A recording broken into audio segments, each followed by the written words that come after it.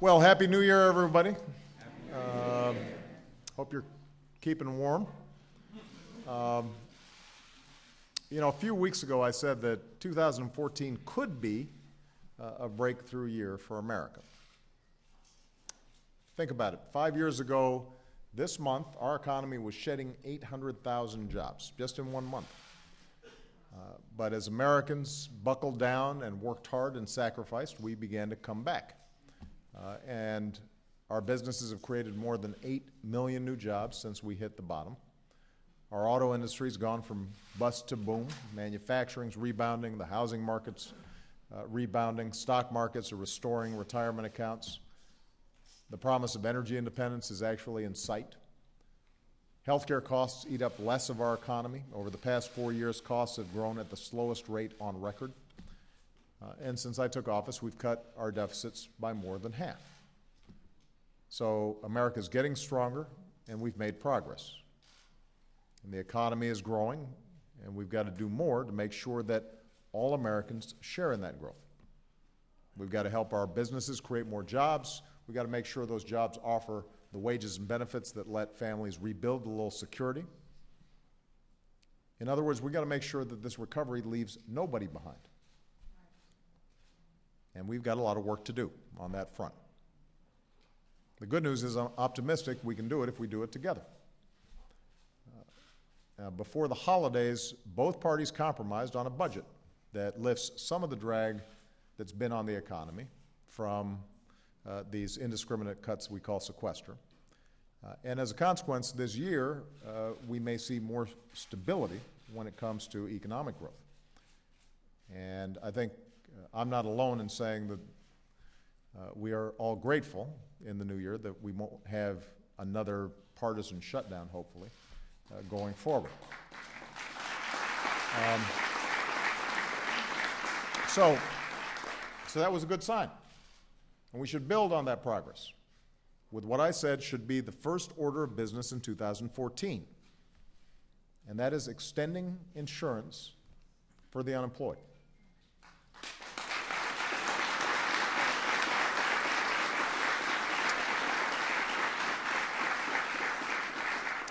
The good news is this morning the Senate took a very important step in that direction. For the Americans who've joined me at the White House today and millions like them who were laid off in the recession through no fault of their own, unemployment insurance has been a vital economic lifeline. For a lot of people, it's the only source of income they've got to support their families while they look for a new job. These aren't folks who are just sitting back waiting for things to happen. They're out there actively looking for work. They desperately want work. But although the economy has been growing and we've been adding new jobs, the truth of the matter is that the financial crisis was so devastating that there's still a lot of people who are struggling. And in fact, if we don't provide unemployment insurance, it makes it harder for them to find a job. You heard Catherine's story. She's far more eloquent than I could ever be. She wrote me last month to say, please let those who think I'm sitting at home enjoying being unemployed know that I'd much rather be working. And I had a chance to talk to Catherine, and I think it's pretty clear that that's the case. Catherine went on to say, I've applied to everything for which I'm possibly qualified, to no avail. I've worked hard all my life, paid taxes, voted, engaged in political discussion, and made the ultimate sacrifice. My 2 sons serve in the U.S. military. Job loss is devastating, and if I could fix it myself, I would. I challenge any lawmaker to live without an income. That's what Catherine said. It's hard.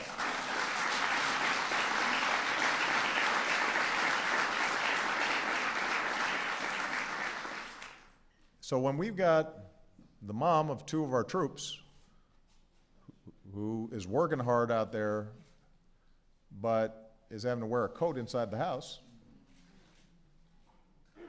we got a problem. And it's one that can be fixed. And Catherine's not alone. Devlin Smith, who's watching today from her home in California, wrote me about her hunt for a new job.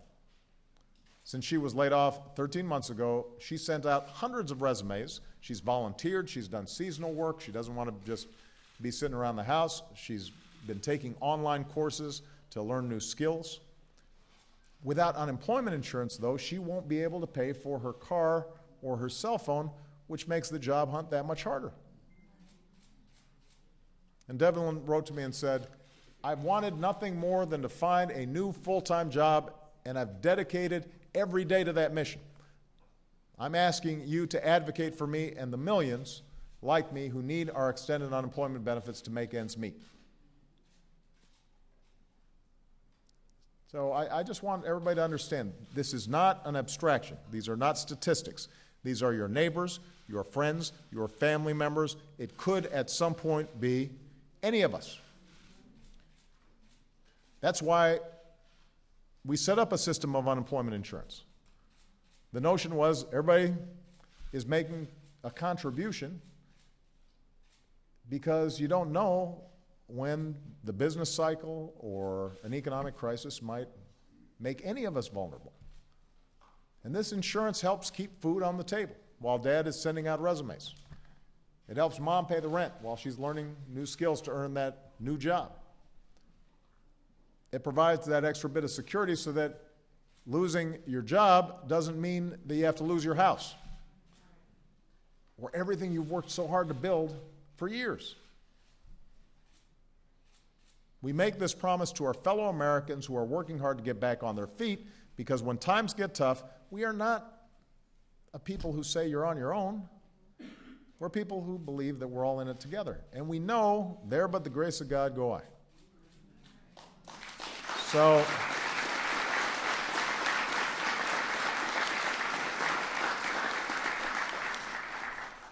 So that's the values case for this. That's the moral case for this. But there's an economic case for it as well. Independent economists have shown that extending emergency unemployment insurance actually helps the economy, actually creates new jobs. When folks like Catherine have a little more to spend to turn up the heat in her house or buy a few extra groceries, that means more spending with businesses in her local community, which in turn may inspire that business to hire one more person, maybe Kathy. That's why in the past, both parties have repeatedly put partisanship and ideology aside to offer some security for job seekers with no strings attached. It's been done regardless of whether Democrats or Republicans were in the White House. It's been done regardless of whether Democrats or Republicans controlled Congress. And by the way, it's been done multiple times when the unemployment rate was significantly lower than it is today.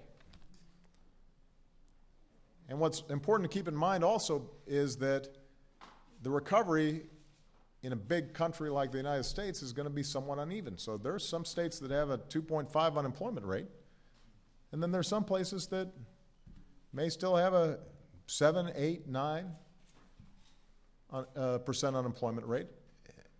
The people living in those respective states may be working equally hard to find a job, but it's going to be harder in some places than others. Now, 2 weeks ago, Congress went home for the holidays and let this lifeline expire for 1.3 million Americans. If this doesn't get fixed, it will hurt about 14 million Americans over the course of this year. 5 million workers, along with 9 million of their family members, their spouses, their kids. Now, I've heard the argument that says extending unemployment insurance will somehow hurt the unemployed because it saps their motivation to get a new job. I really want to go at this for a second.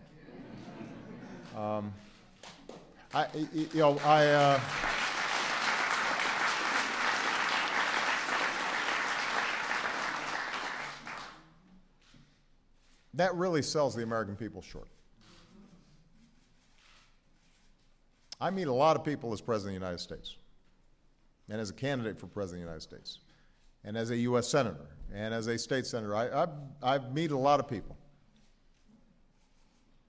And I can't name a time where I met an American who would rather have an unemployment check than the pride of having a job.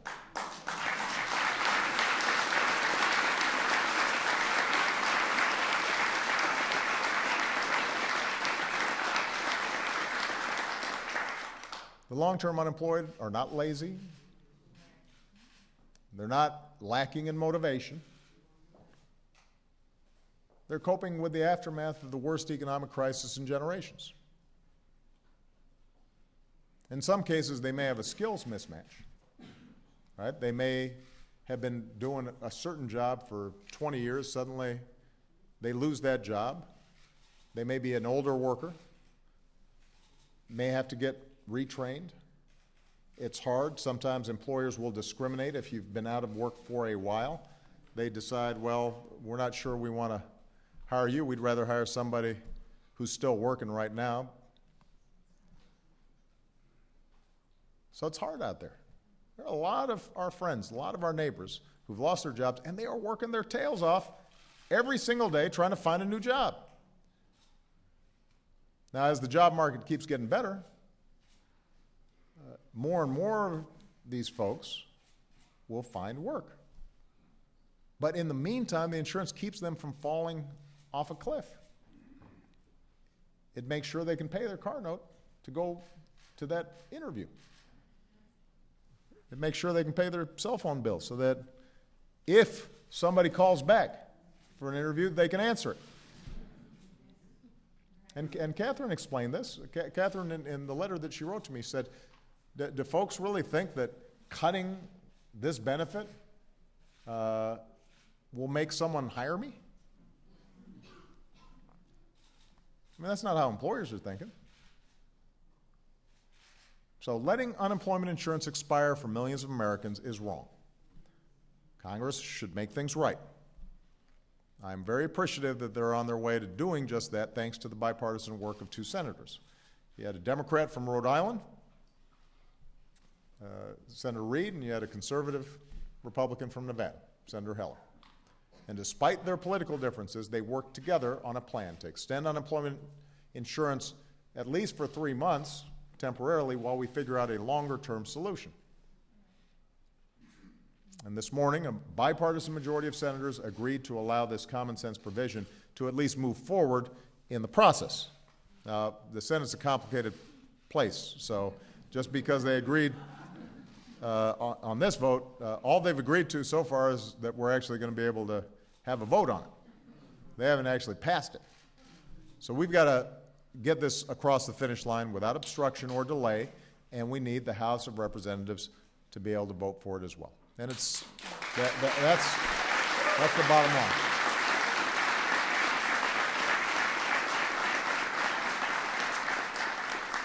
Voting for unemployment insurance helps people and creates jobs. And voting against it does not. Congress should pass this bipartisan plan right away, and I will sign it right away. And more than 1 million Americans across the country will feel a little hope right away. And hope is contagious. You know, when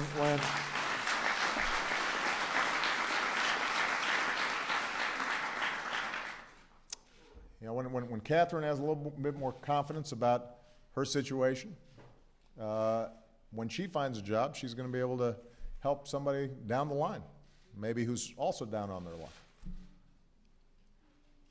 You know, when Congress passes a bipartisan effort, starting here, right at the beginning of the new year, who knows, we might actually get some things done this year. You know, so after all the hard work and sacrifice of the past 5 years to recover and rebuild from the crisis, what I think the American people are really looking for in 2014 is just a little bit of stability. Let's just do the common sense thing. Let's do what's right. We're going to have to see action, though, on the part of Congress. And I'll be willing to work with them every step of the way. Action to help our businesses create more of the good jobs that a growing middle class requires. action to restore economic mobility, reduce inequality, action to open more doors of opportunity for everybody who's willing to work hard and walk through those doors. You know, when I was listening to Catherine, I was just so struck by her strength and dignity. And I think people, when they bump into some tough times, like Catherine, they're not looking for pity. They just want a shot. And they just want to feel as